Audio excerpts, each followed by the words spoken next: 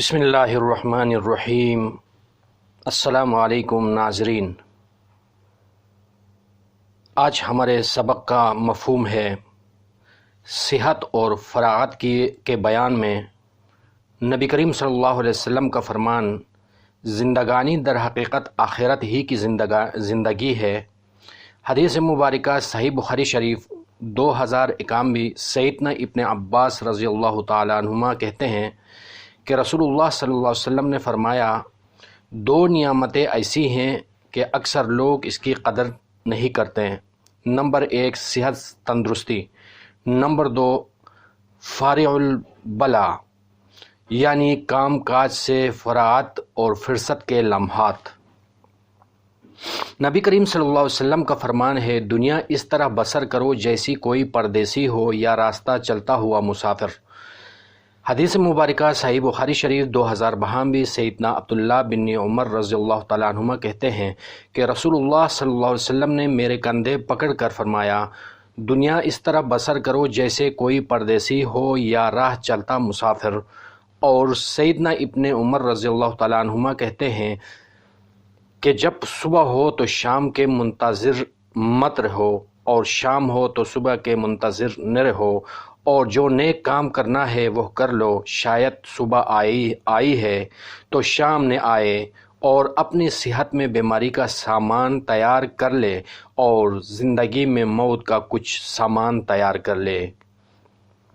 آرزو کی رسی لمبی ہونا۔ حدیث مبارکہ صحیح بخاری شریف 2093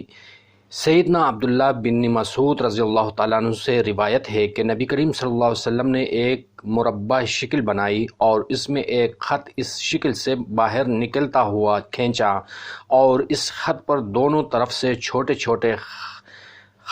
خطے بنائے اور فرمایا، مربع کے اندر آدمی ہے اور مربع اس کی موت ہے جو چاروں طرف سے انسان کو گھیرے ہوئے ہیں، اور لمبا خط وہ مربع سے باہر نکل گیا ہے، یہ انسان کی آرزو امید ہے،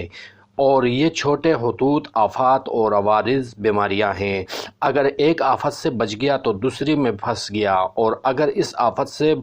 بچ بھی گیا تو تیسرے میں مبتلا ہو گیا۔ صحیح بخاری شریف 2094 سیدنا انس بن مالک رضی اللہ تعالیٰ عنہ سے روایت ہے کہ نبی کریم صلی اللہ علیہ وسلم نے چند خطوط مسل شکل یا حدیث اول کھینچے اور فرمایا،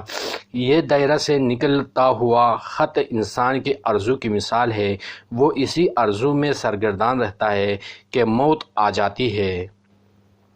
جس کی عمر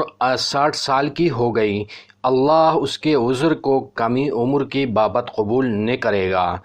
2095 حدیث مبارکہ 2095 سیدنا ابو ہریرہ رضی اللہ تعالیٰ عنہ سے روایت ہے کہ نبی کریم صلی اللہ علیہ وسلم نے فرمایا، جس کو اللہ نے لمبی عمر عطا کی حتیٰ کہ 60 برس کو پہنچ گیا، پھر اللہ اس کے عذر کو قبول نہیں کرتا۔ اللہ اکبر۔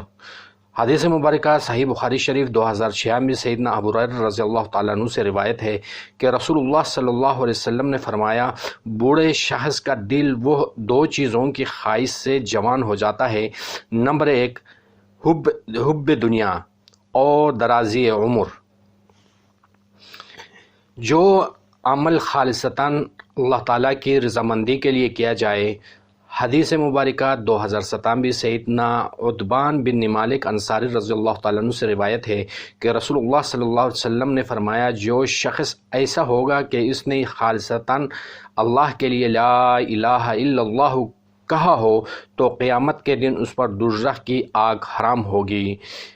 حدیث مبارکہ 2098 سیدنا ابو ہریرہ رضی اللہ تعالیٰ عنہ سے روایت ہے کہ رسول اللہ صلی اللہ علیہ وسلم نے فرمایا، اللہ تعالیٰ فرماتا ہے، جس مومن بندے کی محبوب چیز میں سے دنیا سے اٹھا لی، جیسے بیٹا، بھائی وغیرہ، اور اس نے اس پر صبر کیا تو اس کی جزا میرے یہاں جنت کے سوا اور کچھ نہیں، یعنی اس کو جنت ملے گی۔